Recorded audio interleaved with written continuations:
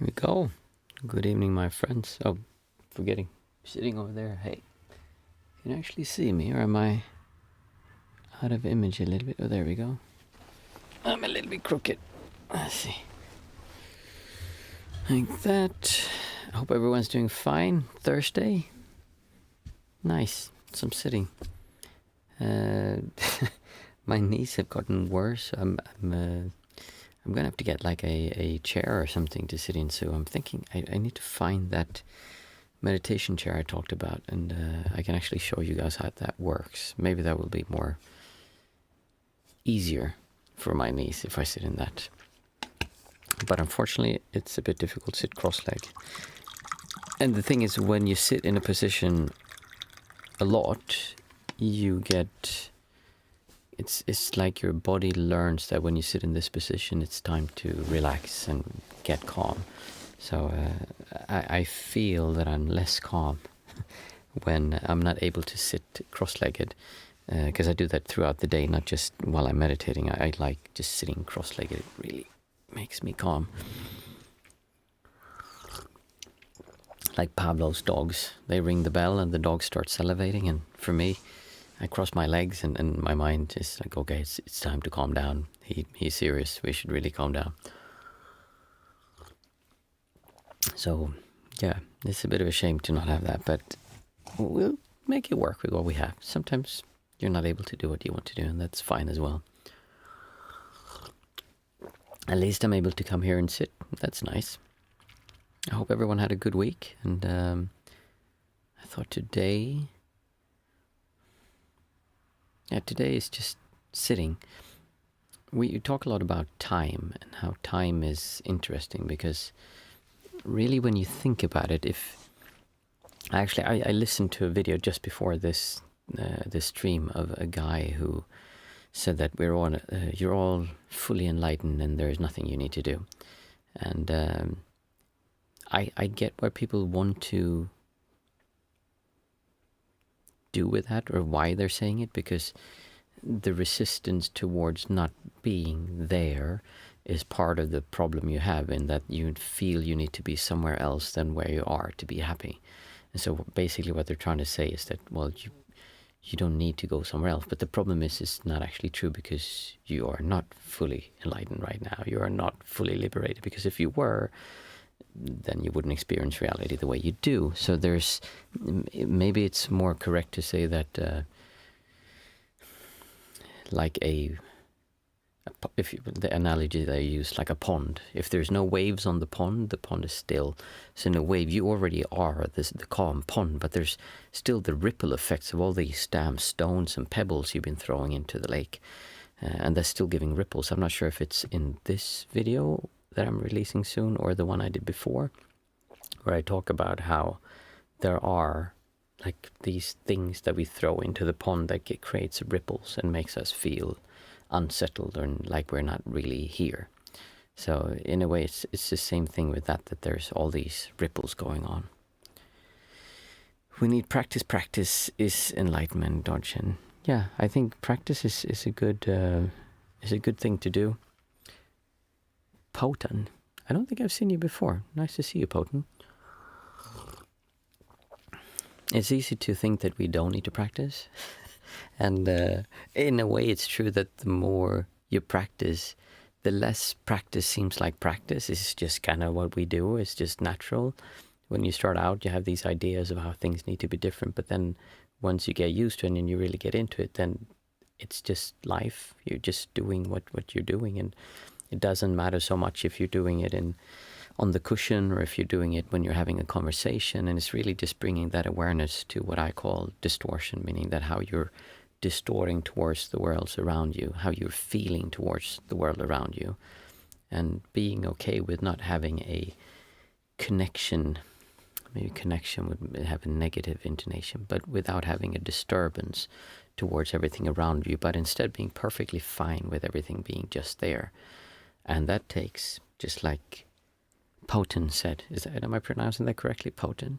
Just like Poten says, that takes practice, because it's not something we tend to do naturally. A child does it to a degree, but not completely. Absolutely not. but they're much closer to it than we are, and they have less things that get in the way of them experiencing this calm lake. So the reason that I see it that we meditate is very happy to hear that.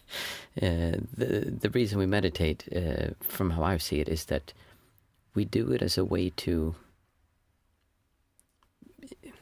just still all these ripples on the lake, to be able to see a little bit clearer, so that we can then start practicing and then start working. The meditation in and of itself is not the only thing we need to do. We need to apply that clarity, or that strength, that muscle that we've gained through the meditation. We need to apply that somewhere else. So these sittings are amazing. I mean, if you can come here and do this twice per week, where we do, and you actually have a regular practice in the time between, it's a great way to get started on that. It's like being a lumberjack going out into the woods cutting down trees, but you're trying to cut down trees with a fork. Like, it's not going to work really well. So here we practice to make sure we have an axe that's actually sharpened, and then we can start working. That sounds so corny when you say it, but it really is true. You need the meditation to give you a basis, or the tool to be able to see these distortions or these frictions that you have towards the world around you. And that takes practice, and it's also difficult to do because it kind of goes against what we feel we should do, which is one of the traps that spirituality has. It makes you feel more important because now you're being spiritual. So, like I said, the reason I started talking about this was because there was a man who on YouTube said that you're already fully enlightened, there's nothing you need to do, and I'm quite strongly disagreeing with that, saying that there is absolutely something you need to do, otherwise you'd already be there. But I get what they're trying to say, that inherently it's not, like not struggling is part of the solution. So being okay with not being okay is actually really important, or being okay with not being liberated or enlightened is a big part of it. But that's not the same thing as saying that you already are it. I hope that makes sense. So today, let's just see. It's time. Yeah, it's time. Today we're doing just normal sitting together. Think about this. I tried to share something before, and I think maybe I'll do that a little bit more. That especially these, that there's something that gives you something to think about, which is the opposite of what we're trying to do. But that gives you something to reflect upon, because it can sometimes give you a different perspective when you start sitting. So thinking about what Potent said, that yeah, we need practice, and practice is enlightenment. And yeah, in a way that is true. We need to practice, but at the same time, if you're not okay with not being where you want to be, then the man who had that video was saying we're already enlightened. He kind of has a point there. So what we'll do today is we'll do the normal 5, 4, 3, 2, 1 method, where we say 5 things out loud that we can see around us. Then we say 4 things that we can touch, 3 things that we can hear, 2 things that we can smell, and finally 1 thing that we can taste. And we say these things out aloud if we can, if it's possible. If you're in a place where you cannot, then obviously don't wake up like your partner or spouse if there's someone next to you. Instead, just make sure you stop and put awareness to it, because when you're saying what you see, you're really coming to your senses of being aware of what your senses are experiencing. That's the whole point of doing this. So you can do it together with me. Let's just see, so I have everything prepared. Phone turned off. There we go. So I can see a camera lens. I see a pair of glasses. I see a monitor. I can see a spaceship. And I see a lamp. So those are 5 things that I can see. Then we have 4 things that I can feel. I can feel the mouse mat. I can feel the warmth of my cup. And I can feel the ceramic, like how it's soft and smooth. And I can feel this cloth lying over me. I think that was 4 things. Maybe it was 3. Well, I can feel this microphone stand as well. After that, we take 3 things that we can hear. Let's see. I can hear the drizzle or the rain on the windows. I can hear the fan of my computer.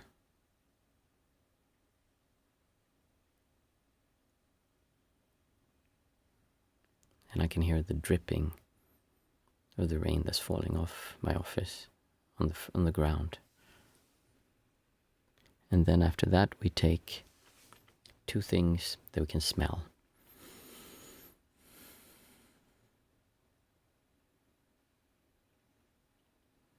I smell something that smells like chewing gum, or something similar to that. I smelled rain.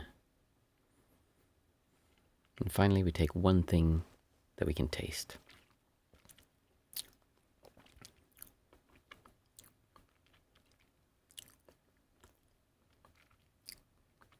I can taste like chalkiness, like my mouth is a little bit dry.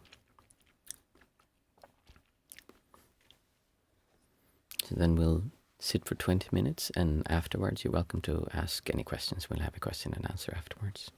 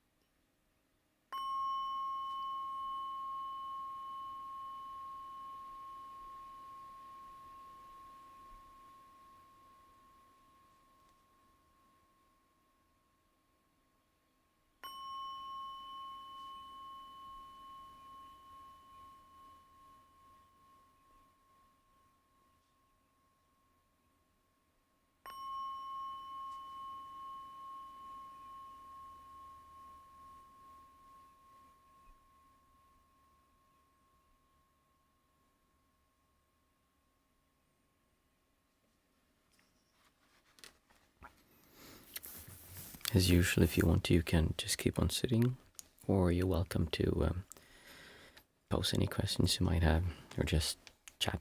That's fine as well.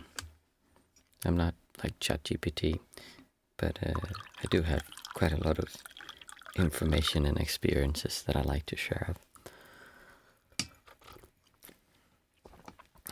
especially when it's related to meditation and looking inwards.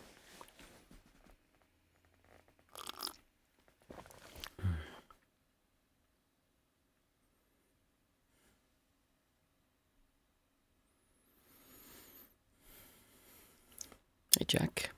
I have to tell you, since we are doing it for a while, I can really quick go to semi-sleep state or deep meditation. Let's see, how it is called in the teachings, but is this the right way?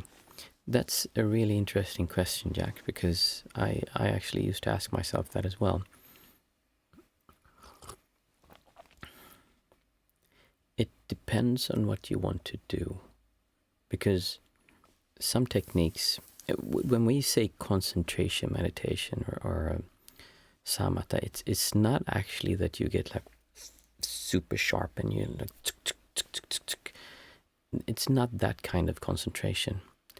I mean, I'm still in control of the breath and some part of the consciousness, but if I let go, if I go to a dream state, okay, that might be a different thing. But basically what it is when you go into a concentration state, it's kind of like being a bit drugged, a bit groggy, kind of like this, because you're not so attached to all this. Now it's like, okay, I see something and I have a distortion towards, I know what this looks like, and I feel this here and I have attention towards that. I smell something and it's giving me allergies. I hope I didn't scare anyone with my sneezing. And that gives me attention, a distortion. And I can taste something that gives me attention and distortion. When all of those things drop away, there's this peacefulness and calmness that comes. And especially when you focus on one point and you just kind of forget about your senses and get to that one. And that can be kind of like drifting away. Not really that, I mean, the mind tends to be like just firing off lots of thoughts and stuff that comes, and it's not really important. I mean, that's when you can hear things that aren't happening here. You can see things that aren't happening here. And people then say that they're clairvoyant, and I have no idea. I never wasted any time on trying to figure that out, because when you sit, sometimes you'll hear things that aren't here. You can hear conversations and stuff happening and see things that just aren't happening where you are. And the way that I see it is just that the mind just fires off all these, because the mind is just a sense, and like it's kind of twitching. If you would like bang your skin like this, like all the time, constantly, and then you stop, you're still going to feel this like tingling here. It's the same with the mind. You keep popping up sense impressions to it over and over and over and over and over, and then when you stop and calm down, it's still going to like spit out these thought trains that comes. And I mean, there is an argument to be had that what you're doing is like you're kind of loosening up so much that you let other people's thought things come up. And I mean, why waste your time on doing that? Because you figured out, yes, it's someone else's thoughts. I heard them order a Big Mac and like a plus menu, and they wanted Coke, no ice. Can you believe that? Coke, no ice? What kind of... And then you get caught up in like figuring all of that stuff out instead of just becoming present, being aware, and now you have another thing that you're distorting towards. So I see all of those things as just distractions. So if you experience something, fine. I mean, that's what you experience. I wouldn't consider that a problem. I know a lot of teachers who would consider that a problem. And it depends a little bit on if you, when you say dream state, the reason I'm saying that is that could be a bit of an issue is because it could mean that you're like thinking and drifting away in your thoughts. That's not a concentration state or like being very present. That's more just kind of daydreaming, and that's very different from being aware or doing this kind of practice, because then you're letting go of what is happening here and around you, and you're kind of just getting cozy with the distortions. I have this sometimes. I sit like, oh, I want to think about this. Oh, that's cozy. That's so nice. I like it when this happens. And then you kind of drift away in your thoughts. So then I would see it as something that you could look at, but otherwise it depends. I quite often sit and I calm down, and then I just feel like I disappear and I come back. And I literally mean that I disappear. I have no recollection of that time. And I'll come back 20 minutes, half an hour, 40 minutes later, and I feel extremely relaxed after. I really like this. I'm just so calm. I'm not really sure what that is, but it seems to be working, and it seems to be driving this process that I'm doing of letting go of distortions. That seems to be part of it, because I have very little distortion afterwards. So I just let that happen. I mean, I don't see an issue with it. But it's up to you, and it's difficult just from the text that you have there to say exactly what it is you're experiencing. But I hope that helps and gives you some clarity in it.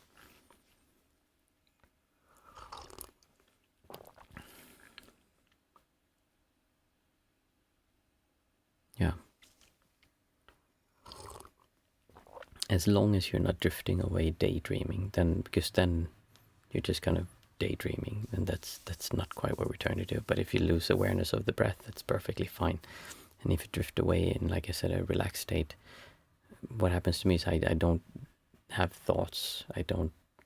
I'm not aware of what's happening. I'm just gone, kind of, and then I come back. Not quite like sleeping, but some other state. And it feels good. It works, so I'm happy with it.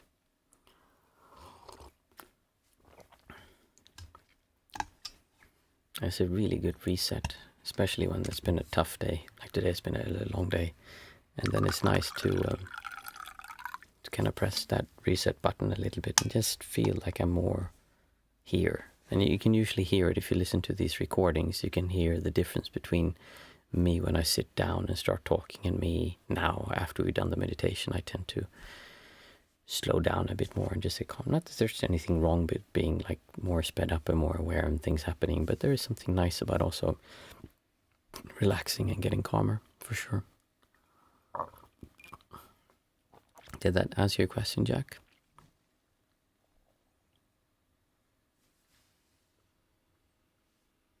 All right, maybe see, Jack wrote something else. I recognize those states because I practiced for a long time aware dreaming. Do you have a similar experience? This the common way. Aware dreaming, do you mean lucid dreaming? No, I don't. Like I said, I tend to not focus on those things, because then you're trying to get somewhere. I just see thoughts as really unimportant, like really unimportant. Some sanghas of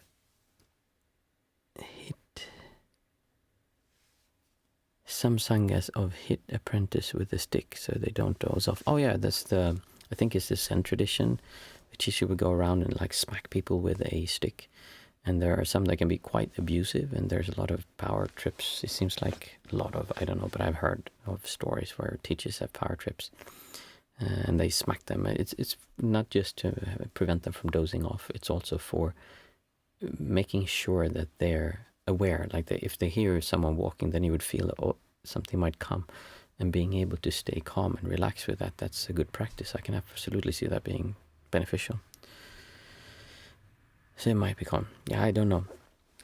I think I've said it before. I've had one teacher that I knew who it's really funny. He had a group of really devoted non-monastics who came to meditate with him, and he held courses for like many years, and they were the same people coming over and over. And he was very popular. And what he'd do was that he would go around and just spray people in the face with a water, like a sprayer. And he'd go around and just randomly start playing loud music of weird radio channels. I remember sitting one time like, what the? Who's playing loud music? Can't they see we're sitting here meditating? And I could see my mind kind of running off. This is in the beginning when I was ordained and I had an idea what it was supposed to be like when you meditate. And he'd go and tickle people with a feather or throw small things at them just to like see how they react, to work with the distortion. So there is something to be said for looking at this uncertainty or these things happening. My master told me to focus between my eyes. I do this practice and one by one all my senses shut down. I can see things and it's an amazing experience. Yeah, it's, like I'm guessing that's the third eye here, that chakra that some people talk of. You can put your focus on certain places, and that tends to be more towards concentration, meaning you calm down. The way that I tend to practice is I do that to calm down, but then I tend to let go of that and then be aware. So when I disappear, when I'm really aware when I come back, but when I'm gone, I don't really know what's happening. And there are some people who say that that's not even meditation. Thank you for the meditation. You're welcome, Mindful Mama. Catherine. Hey, nice to have you here, Catherine. I live next to a noisy highway. Can I use earplugs or headphones with noise cancelling, or should I try to focus without using any help from noise blockers? I'm a beginner. Oh, absolutely. I mean, the important thing to note is that there's not really a right and wrong. In Buddhism, I'm not really a Buddhist, even though I lived as a Buddhist monk for many years. And I think a lot of the things that are taught are useful, but there's also a lot of dogma in religion, which is why I don't talk too much about it. But one of the things they talk about is they don't say right and wrong. They say skillful or unskillful.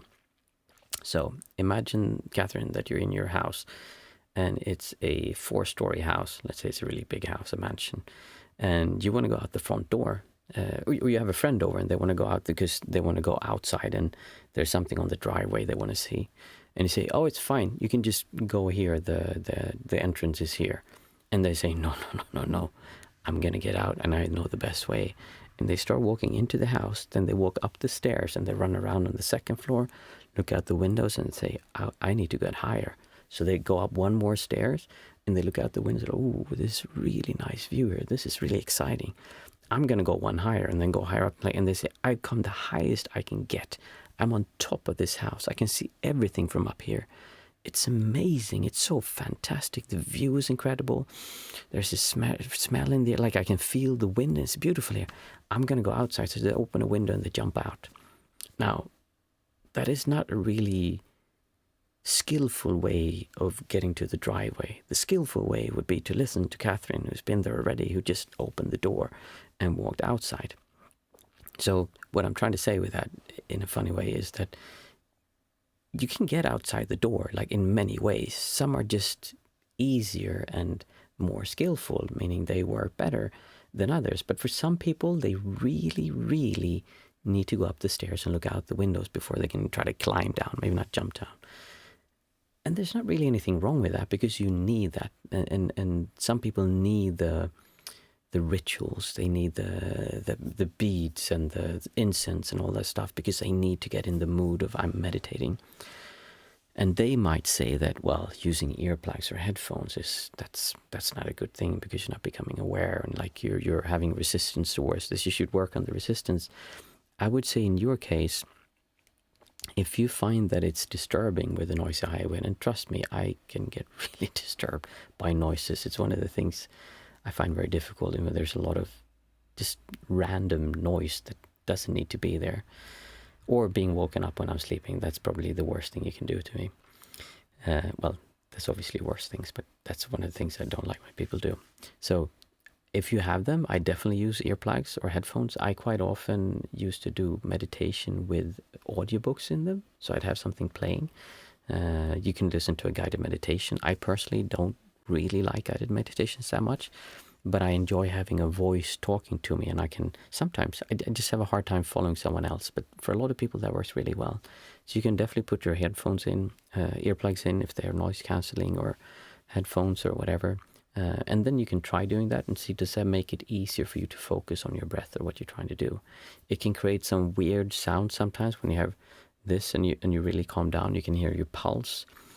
Sometimes it creates just a weird sound, or you can maybe hear your breath in a different way that is disturbing. So try it. If it works, I mean, I would definitely go with it. I don't think there's anything wrong at all to do that. I hope that helps. See, Mindful Mama saying, I often don't prioritize meditation in my daily life. I do practice yoga in a meditative way and always sit a little bit. So these Mondays and Thursdays really help to do a little bit longer sittings. I even thought I would enjoy Vipassana one day again. Yeah, it's nice. I mean, you can be, it's like I said with the sharpening of the axe, you kind of, these sittings, it's not that they are the be-all, do-all, and you don't have to do anything else. I really see meditation as sharpening the axe, gaining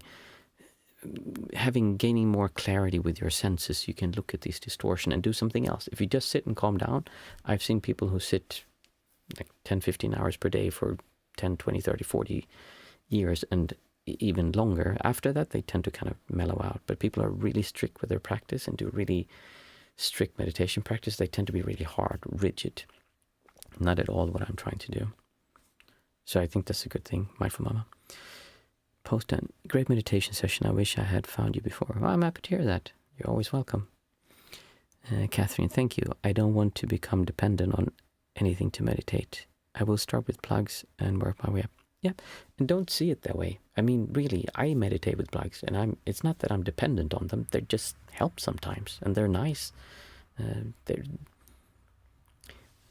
I'm not sure if you were here in the beginning when I talked about that man who was saying that we're already enlightened and you don't need to do anything. I said that I disagree with that completely, because if you were, then obviously you wouldn't be suffering, so you're not. But there is something there, and the main point that I think is important, the message that I think they're trying to get across, at least the teachers try to get across, and then a lot of people who don't know what they're talking about just start saying this and think that it's true. But what I think they were trying to get across is that if you don't strive towards something, it helps. Meaning that if you don't feel like, oh, I'm so far away, I'm so unenlightened, I'm so unliberated, I'm so foul and so like dirty, and I can't do this, that's going to create distance. That's a lot of distortion. If instead you think, oh, I don't really need to do anything, I can just relax, and I don't need to get from here to there. It's not like this place is bad and this place is better. I mean, it could be more painful to be here than there, absolutely. But if you have a resistance in between, then you're not only suffering from this, now you're suffering from not being here. So by not creating this like dichotomy or this like pressure here, you can actually help these things calm down. So there's a point to that. So I really wouldn't feel like you're doing something wrong and that you're going to be better when you meditate without earplugs. There's absolutely nothing wrong with it. If it helps you, do it. And then try doing it without it for a while if you want to, and then try putting them in again. And like, I quite often, I had a period when I used to sit and just take out my my telephone, and start surfing, and just like surf to see how that disturbed me. But that would mean that I'd been sitting for like an hour, and then I opened my eyes and it was very calm, and I would start surfing Facebook, or like, I don't actually do Instagram and those things, but I'd look and see how it would disturb me.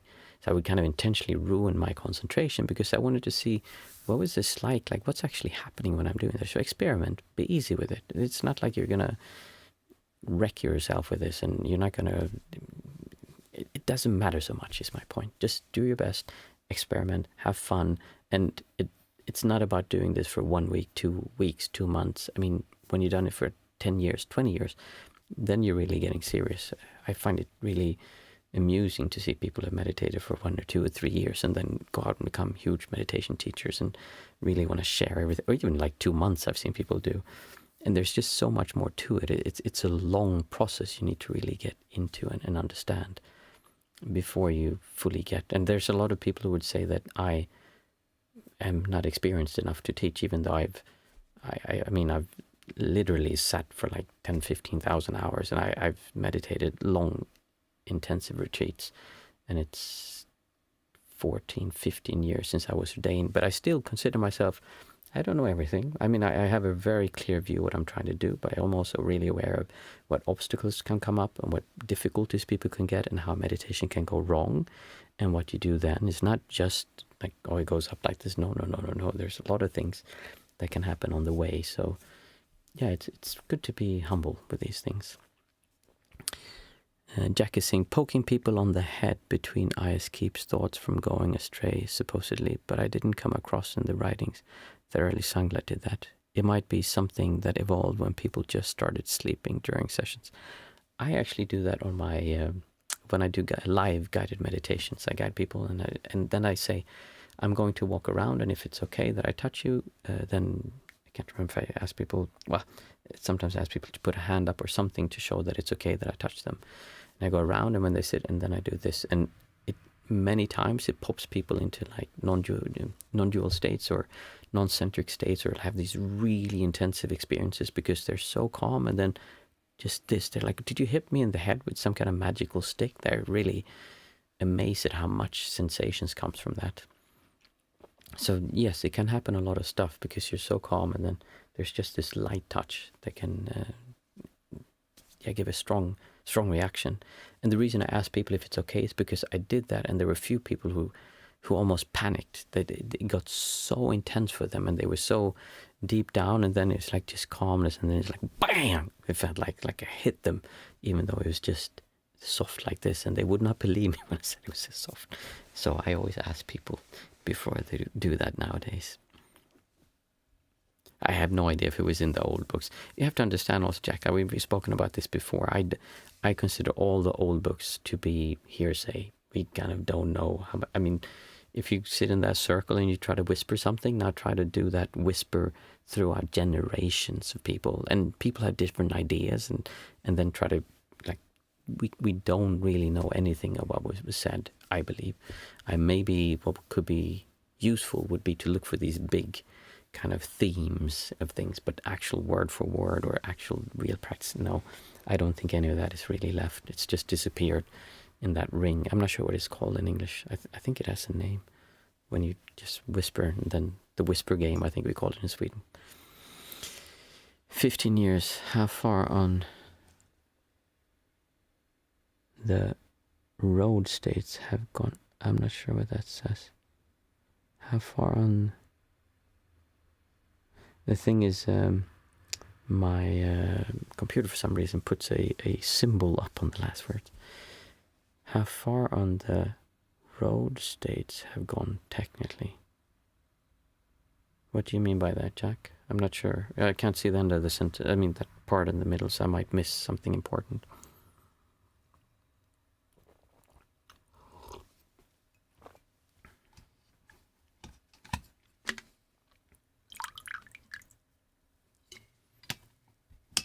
Actually, I'm going to do...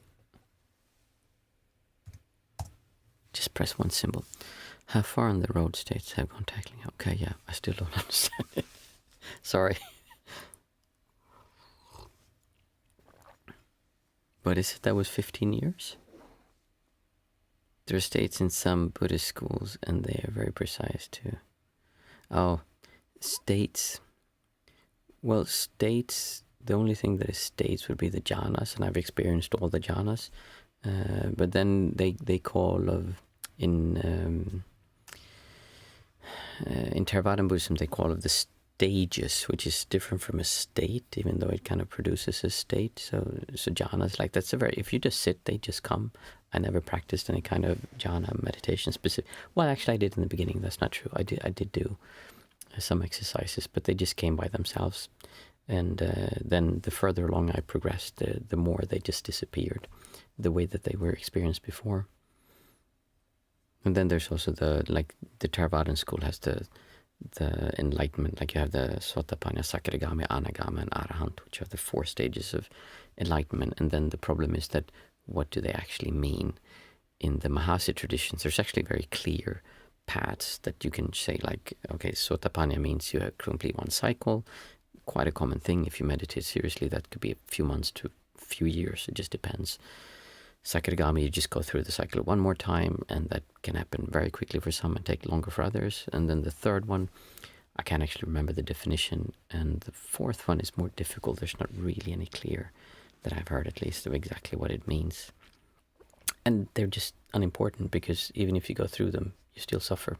So that's not what I was looking for, even though they do change a lot of things. You experience the world differently after it, but it doesn't take away the distortion. So I consider them more to be things you pass through, and they're very useful, for sure. 4 jhanas. There's more than 4 jhanas. I'm not familiar with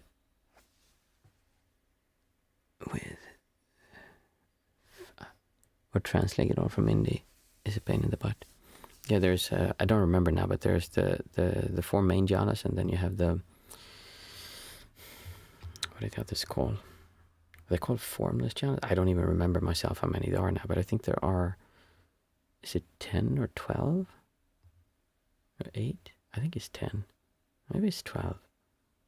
I'm confusing them in jhanas. Actually, there's, yeah, it's I don't really spend any time on this anymore, because it's not really important. They'll just happen when they happen.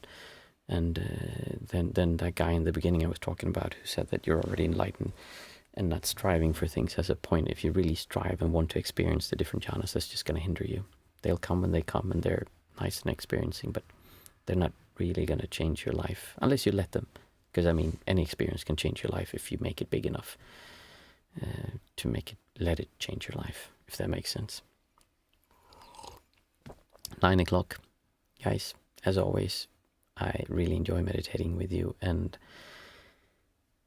my tea is done and I'm tired, but I will see everyone again on Monday, and then we'll have a guided meditation. So I hope everyone has a great weekend, and yeah, see you on Monday. Thank you.